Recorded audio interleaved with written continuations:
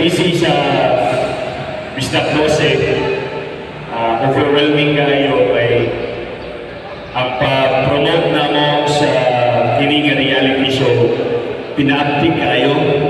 So, sa mga lugar na ginatuwa na mo, di may mag-expect na daghan of audition. So, nahuman na may sa Visayas, nakata na may sa Cebu, sa Ormoc, sa Bohol.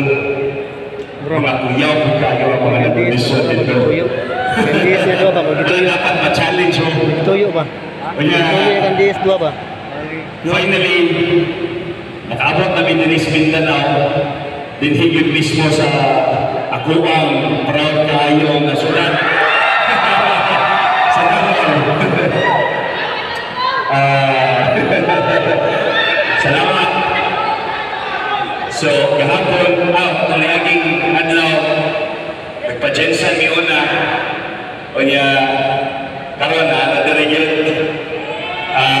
Ano mo, taga Davao or naininayo? Davao, ay naikisabay ng kaya daw na lubi. Okay, yun. Overwhelming. So,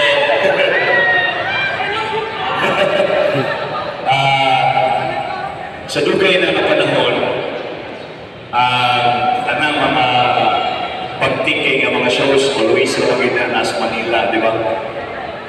Muna nga ako ang pasalamat sa social media kay hinay-hinay kakitang mga bisdak, kitang mga taga Visayas at Mindanao na tagaan o pili.